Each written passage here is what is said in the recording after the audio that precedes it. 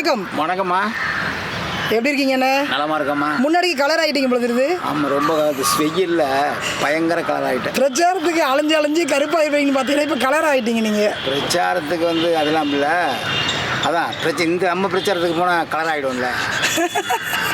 சரி அண்ணா, தேர்தல் முடிஞ்சிச்சு ஒரு வழியாக. ஜூன் 4 தான் ரிசல்ட்டு. அந்த பிரச்சார காலம் எப்படி இருந்தது? மக்களுடைய அந்த எண்ணங்கள் எப்படி இருந்ததுன்னு? முதல்ல இந்த மக்களவைத் தேர்தலில் தங்களுடைய ஜனநாயக உரிமையை நிலைநாட்டிய அனைத்து மக்களுக்கும் என் நன்றியை தெரிவித்துக் கொள்கிறேன். இன்னும் ஒருபடி மேலே போய் தமிழ் தேசிய அரசியலை வென்றெடுக்க வேண்டும் என்று சொல்லி எம்முடைய இரத்த உறவுகள் எங்கே ஒளிவாங்கி சின்னம் இருக்கிறது என்று பார்த்து தன்னுடைய ஜனநாயக உரிமையை பதிவு செய்திருக்கிறார்கள். அவர்களுக்கும் என் உள்ளம் கழிந்த அன்பான நன்றியை தெரிவித்துக் கொள்கிறேன். ரிசல்ட் எப்படி இருக்குன்னு எப்படி எதிர்பார்க்கலாம்? முடிவு அருமையாக இருக்கும். ஏனென்றால் மக்கள் இந்த தேர்தலில் சிந்தித்து வாக்களித்திருக்கிறார்கள். அதாவது மௌன புரட்சின்னு சொல்லுவாங்கள்ல, நான் கண்டவர்களையும் சொல்கிறேன். மக்கள் தெளிவோடு தமிழ்நாட்டில் அடிப்படை அரசியல் மாற்றம் வேண்டும் என்று மக்கள் இந்த தேர்தலிலே வாக்களித்திருக்கிறார்கள் என்பதை நான் உணர்கிறேன். கண்டிப்பாக நமக்கான ஒரு அரசியல் களம் உருவாகி கொண்டிருக்கிறது. அது ஜூன் 4 இந்த உலகிற்கு தெரிய வரும். எப்போதும் போல் நமக்கு தெரியும், எலெக்ஷன் வர்றப்போல சட்டமன்ற எலெக்ஷன் இல்லை பாராளுமன்ற எலெக்ஷனாக இருந்தாலும் சரி, ஒரு 65-70 விழுக்காடு வாக்குகள் பதிவாகிறது அப்படின்றது பெரிய சவாலான ஒரு விடயமாக இருக்கும். இந்த முறையும் அதே மாதிரி தான் நடந்திருக்குது. வேங்க வயல்லாம் நீங்கள் எடுத்துக்கிட்டிங்கன்னா அங்கே உள்ள 2 கிராமங்களில் மக்கள் தேர்தலை புறக்கணிச்சிருக்கிறாங்க. அந்த விடயம் உங்களுக்கு ஏற்கனவே தெரியும் இல்லையா? வேங்க வயலில் நடந்த அந்த சம்பவம். தேர்தலை மக்கள் புறக்கணிப்பது என்பது ஜனநாயகத்திற்கு செய்கிற மிகப்பெரிய தீமை. நல்லவர்கள் வர வேண்டும் என்று சொன்னால் அனைத்து மக்களும் நல்லவர்களுக்கு வாக்களிக்க வேண்டும். அதை விடுத்து தன்னுடைய உரிமையை நிலைநாட்டாதவர்களும் இந்த மண்ணை பாழ்படுத்துகிறார்கள் என்று தான் நான் சொல்லுவேன். திமுக இன்றைக்கு தமிழ்நாட்டில் எதுவும் செய்யவில்லை.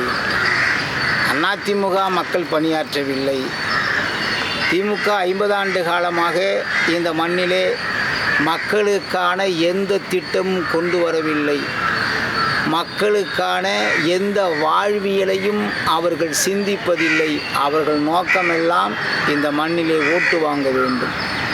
அந்த ஓட்டை எப்படி வாங்க வேண்டும் என்று வடக்கே இருந்து வந்தவன் எல்லாம் சொல்லிட்டான். இப்படி இந்த மக்களை வாங்கிடலான்னு. அதை பயன்படுத்தி திராவிடர் கட்சி இந்த மண்ணை சீரழித்து கொண்டிருக்கிறது. அவர்களை விரும்பாதவர்கள், வெறுக்கிறவர்கள், அவர்கள் வேண்டாம் என்று சொல்கிறவர்கள் இந்த மண்ணிலே இருக்கிறார்கள். அவர்களெல்லாம் வாக்களிக்க வேண்டும் என்கிற உறுதியோடு நாம் தமிழ் கட்சிக்கு வாக்களித்தால் இந்த மண்ணிலே சிறப்பான ஒரு அரசியல் மாற்றத்தை உருவாக்கலாம். ஆனால் இந்த மக்கள் சில பேர் என்ன சொல்கிறாங்கன்னா, அவர்களுக்கு ஓட்டு போட்டு என்ன பண்ண போகிறோம்? அவர்கள்லாம் யார்? திமுக அதிமுகவுக்கு ஓட்டியை போட்டு என்ன பண்ண போகிறோம்? அவங்க இந்த மண்ணை பாழடிச்சிட்டாங்க. இந்த மண்ணை பாழ்படுத்தியது உண்மை, மலையை வெட்டியது உண்மை, மரத்தை வெட்டியது உண்மை, ஆற்றில் உள்ள மணலை கொள்ளையடித்தது உண்மை, எல்லாம் உண்மை. ஆனால் இதற்கு மருந்து நீங்கள் ஓட்டு போடாமல் இருப்பது தானா? உங்களுடைய ஜனநாயக உரிமையை யாருக்கு அளிக்க வேண்டும்? இன்றைக்கு அண்ணன் சீமான் அவர்கள் ஒரே மனுஷனாக நாடு முழுவதும் பயணம் செய்து கொண்டிருக்கிறார். கிட்டத்தட்ட தேர்தல் ஆரம்பித்தது ஒத்த மனுஷனாக சுட்டரிக்கிற வெயிலில் அவன் முகத்தெல்லாம் பார்த்தீங்கன்னா கருகி போயிருக்கு. நீங்கள் பார்த்தீங்க, எனக்கெல்லாம் வேதனை, வருத்தம், இப்படியும் ஒரு தலைவர் இருப்பாராங்கிற வேதனை. அப்படிப்பட்ட மனிதருக்கு ஒரு தடவை வாக்கு செலுத்தி உங்களுடைய ஜனநாயக உரிமையை நிலைநாட்டினால் இந்த மண்ணு நல்லா இருக்கும், மக்கள் நல்லா இருப்பாங்க. அதை விட்டுட்டு வந்து நான் ஓட்டு போட மாட்டேன்னு குழந்தை பிள்ளை மாதிரி படிக்கிற வயசில் அந்த 5 வயசு 3 வயசு பிள்ளைங்க அடம் பிடிக்குமே, குத்துறாஞ்சாரு கிள்றாஞ்சாரு அடிக்கிறாஞ்சாருன்னு சொல்லிட்டு வீட்டிலேயே கிடந்தால் எப்படி இந்த மண்ணை நம்ம வந்து மீட்டெடுக்க போகிறோம்? இந்த மண்ணை மீட்டெடுக்கிறதுக்கான ஒரே வழி தமிழ் தேசிய அரசியல். இதை விட்டால் ஒன்றுமே கிடையாது. நான் எதுக்கு சொல்கிறேன்னா, நான் பல கட்சிகள் இருந்திருக்கிறேன். திராவிட கட்சியிலே பணியாற்றி இருக்கிறேன். திராவிட கட்சியிலே உங்களுக்கு தெரியும்னு நினைக்கிறேன், நிறைய செயல்பட்டு இருக்கிறேன். ஆனால் அந்த கட்சி எதையுமே இந்த மண்ணிற்கு செய்யாது, இந்த மக்களுக்கு செய்யாது, இந்த மக்களை வந்து மேன்மைப்படுத்தாது. இனிமேல் அந்த கட்சியிலிருந்து நமக்கு எந்த பிரயோஜனமும் இல்லைன்னு தான் நான் வந்து அண்ணன் சீமான் கூட வந்து ஒரு 13 ஆண்டு காலமாக நின்றுக்கிட்டு இருக்கிறேன். அதுபோல் எல்லோரும் வாங்க, ஒரு அரசியல் மாற்றத்தை கொண்டு வாங்க. இது வந்து தேர்தலில் வாக்களிக்காது, நம்மளே நம்ம தலையில் கள்ள தூக்கி போட்டுக்கிற மாதிரி. உங்களுக்கு தேவையான தலைவருக்கு நீங்கள் வாக்களிக்க வேண்டும். அப்போ அந்த நாடு திருத்த முடியும். கருணாநிதி குடும்பம் திருட்டு குடும்பம், எடப்பாடியார் வந்து ஒழுங்காக செய்யலை, ஓபிஎஸ் தனியாக நிற்கிறாருன்னு அதெல்லாம் நீங்கள் பார்க்கக்கூடாது. நல்ல தலைவன் இயற்கை தேர்ந்தெடுக்குது. உங்களுக்கு தெரியல, ஒத்த மனுஷனாக தமிழ்நாட்டில் 13 ஆண்டு காலமாக மக்களை பற்றி, மண்ணை பற்றி, மக்களுடைய வாழ்வாதாரத்தை பற்றி பேசக்கூடிய தலைவராக சீமான் இருக்கிறார். அந்த காணொலிலாம் நிறைய இருக்குது. அந்த காணொலியை வந்து சுடுகாட்டில் இருக்கிற பிரேதம் கேட்டால் கூட எழுச்சி வந்து போராட வரும். ஆனால் உங்களுக்கு வந்து மக்களுக்கு வந்து அதுக்கான இது இல்லை. எல்லா மக்களையும் சொல்ல நல்லவர்கள் இருக்கிறார்கள். ஆனால் நாங்கள் வந்து திமுகவுக்கு தான் போடுவோம், அண்ணா திமுகவுக்கு தான் போடுவோம், இந்த 2 கட்சியும் சரியில்லை நாங்கள் போட மாட்டோம், இந்த கட்சி எங்களை பழி வாங்கிட்டு 1000 ரூபா கொடுக்கல. இதெல்லாம் வந்து ஜனநாயகத்தில் சரியாக இருக்கும். இது வந்து மக்கள் வந்து தன்னெழுச்சியோடு தேர்தலை சந்திக்கணும். அதுதான் நாங்கள் வரவேற்கணும். 73% ஓட்டு பதிவாகிருக்குன்னு நினைக்கிறேன். இந்த சதவீத ஓட்டு வந்து மேன்மேலும் அதிகரிக்கணும். எல்லா மக்களும் ஓட்டு போகணும். அப்போ தான் நல்லவர்களை தேர்வு செய்ய முடியும்.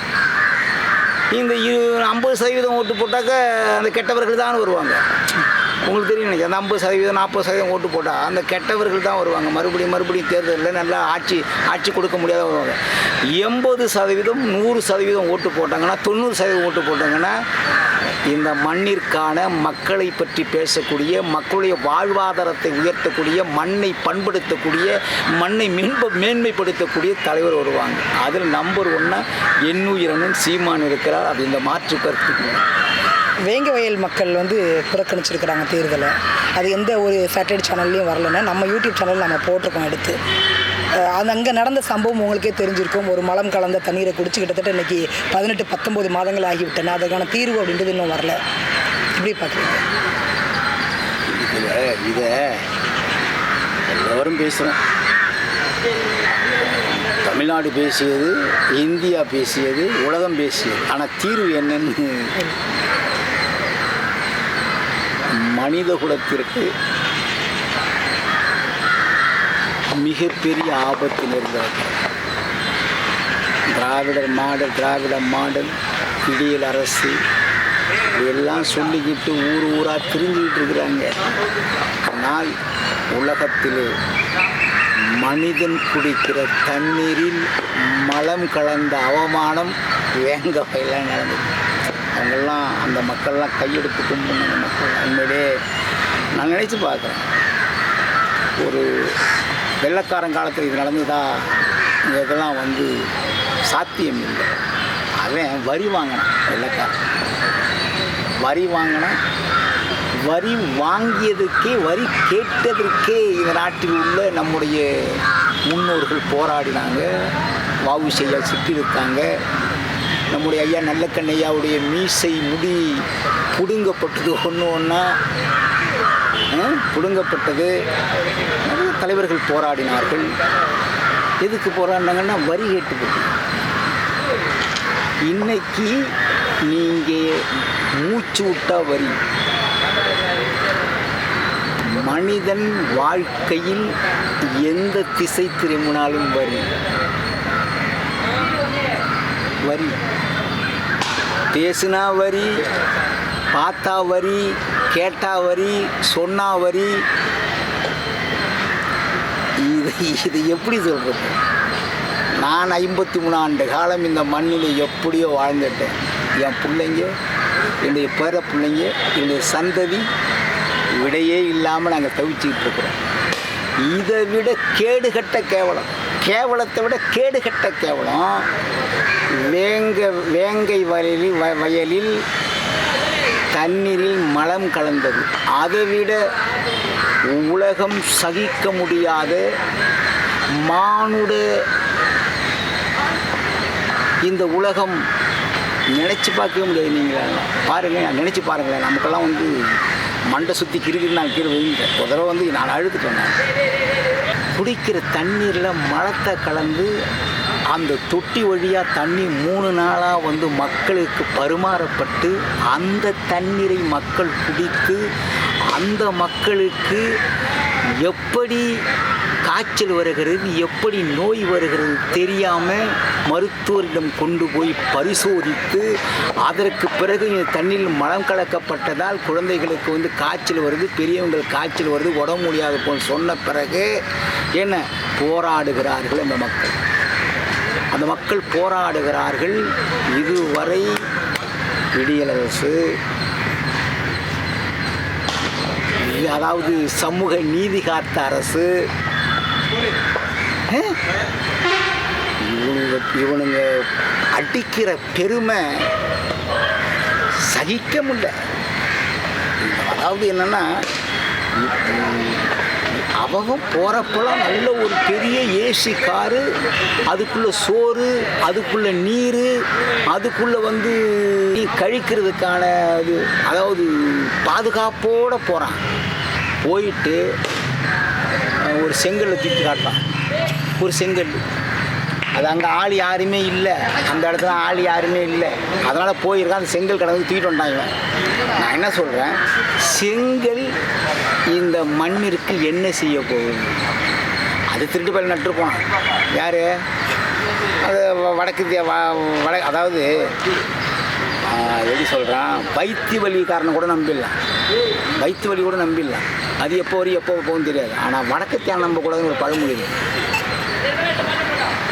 அவனுங்க வந்தான், ஒரு செங்கல் நட்டு போட்டான். அவனே திருட்டு பசங்க. நீங்கள் என்ன பக்கா திருட்டு பசங்க? நீங்கள் திருடிக்கிட்டு இப்படி கல்லை காட்டுறீங்க. கல்லை காட்டி ஏதாவது விடியுமா? வேங்க வயலில் அந்த மக்கள் போராட்டம் பண்ணி சாவுறாங்களா? நாங்கள் வந்து மனுஷனா இல்லை விலங்கா இல்லை வந்து நாங்கள் யார் அந்த மலத்தில் அந்த மலத்தை கலந்தவனை கண்டுபிடிச்சி தாருங்கன்னு சொல்கிறாங்க. அதுக்கு எந்த விசாரணையும் கிடையாது. நாங்கள் போனால் வந்து நான் சொல்கிறேன், நீங்கள் நல்லா தெளிவாக போடுங்க. வேங்க வயலில் ஓட்டு கேட்டு மாத்திரமில்லை, அந்த மக்களுக்கு உரிமை கேட்டும் போகிறவர்கள் சீமானும் அவன் தம்பிகள். நாங்கள் போனால் மக்கள் வரவேற்கிறோம், வாங்க எல்லாம் வாங்கன்னு. ஏன்னா எங்கள் தம்பி துரைமுருகன் கூட்டு போகல. ஜல்லிக்கட்டு தம்பி ராஜேஷும் துரைமுருகன் போயிட்டாங்க. நான் வேறு திசையில் இருந்தேன். நான் வந்து திருச்சிக்கு பக்கத்தில் பெரம்பலூரில் தான், அதாவது வாக்காளருக்கு வந்து, அதாவது வேட்பாளருக்கு ஓட்டு கேட்டுருந்தேன். பொது மேடையில் அறிமுக கூட்டத்தில் இருந்தேன். எங்கள் தம்பி போகிறான், ராஜேஷ் தம்பி போகிறாப்புல, எங்கள் தம்பி துரைமுருகன் போகிறாப்புல. அவங்க மேலே வழக்குன்னா, டேய் மக்களே வரவேற்கிறாங்க, நீங்கள் தான் வரணும் சாமி, அப்படி நீங்கள் தான் வரணும் தம்பி, நீங்கள் தான் எங்கள் உற்றார் உறவு சொந்த பந்தம், எங்கள் உரிமையை நீங்கள் தான் மீட்டு கொடுக்கணும் தம்பி அப்படின்னு எங்களை வரவேற்கிறாங்க. நாங்கள் உள்ளே போகணும், ஓட்டு கேட்டும் வர்றோம், உரிமையாக போகிறோம். எங்கள் மக்கள், எங்கள் தொப்புள் கூடி உறவுகள், எங்கள் அண்ணன் தம்பி, அங்காளி பங்காளி சொந்தம், நாங்கள் உரிமையாக போகிறோம். ஆனால் நீங்கள் போக முடியுமாடா? உங்களால் போக முடியுமா? போக முடியாது உங்களால். அங்கே போங்களா, போய் ஓட்டு கேளுங்க.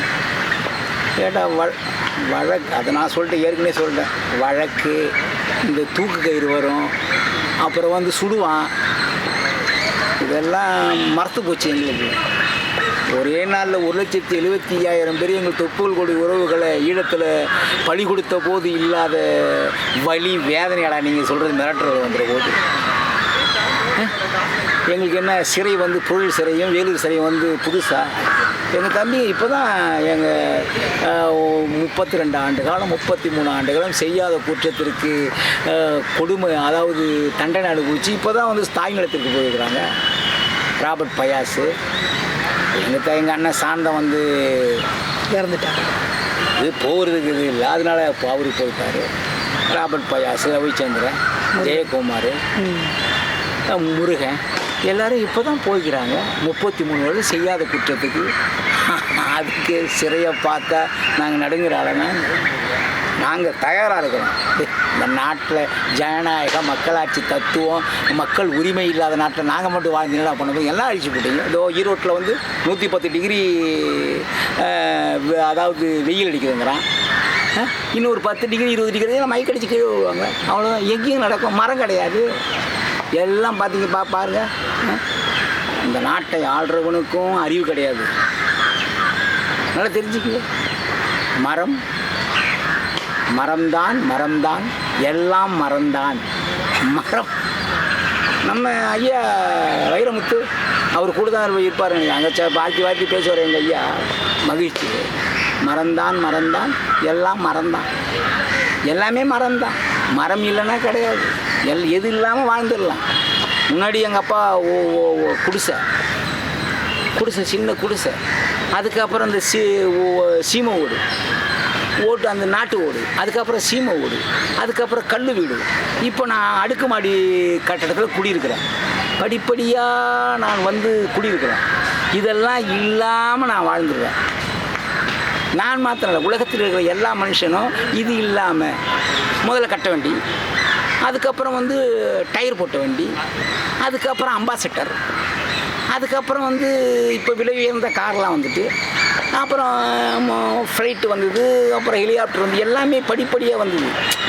இது எதுவுமே இல்லாமல் மனுஷன் வாழ்ந்துட முடியும். சோறும் நீரும் இல்லாமல் மனுஷன் வாழ முடியாது.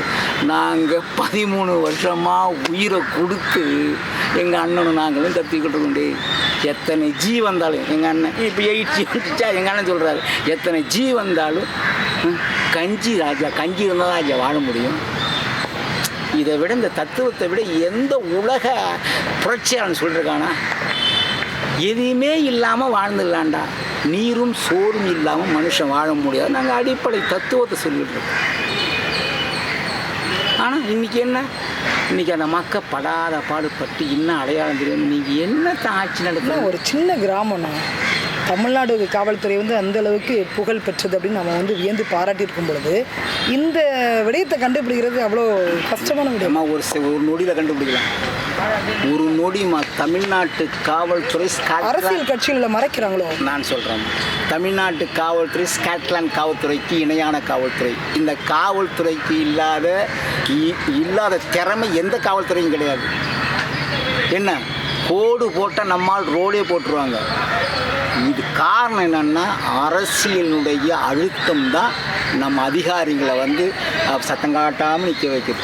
இப்போ என்ன காவல்துறை அதிகாரிகள் என்ன பண்ணுறாங்கன்னா, ஸ்டாலின் கிளம்பிட்டாரு, ஸ்டாலின் குளிக்கிறாரு, ஸ்டாலின் ட்ரெஸ்ஸு போடுறாரு, நடத்தி நான் சொல்கிறேன், நீங்கள் போடுங்க. இதெல்லாம் இதுதான் காவல்துறை செய்கிற வேலை.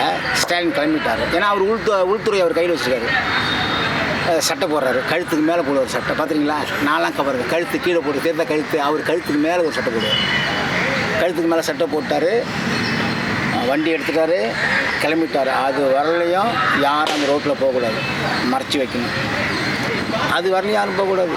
அவன் பிரசவத்துக்கு நிற்கிறவங்க, ஆப்ரேஷன் நிற்கிறவங்க, ஹார்ட் ஆப்ரேஷன் நிற்கிறவங்க எல்லாம் அப்படி தான் சாகணும். அவர் போவார், அவர் வர நிற்கணும். இந்த காவல்துறை இந்த வேலையை தான் பார்க்குது. அவர் ஏஞ்சிட்டாரு, தூங்கிட்டாரு, மூஞ்சி கழுவிட்டார், முகத்தில் பவுடர் அடிச்சிட்டாரு, விக்கு வச்சுட்டாரு.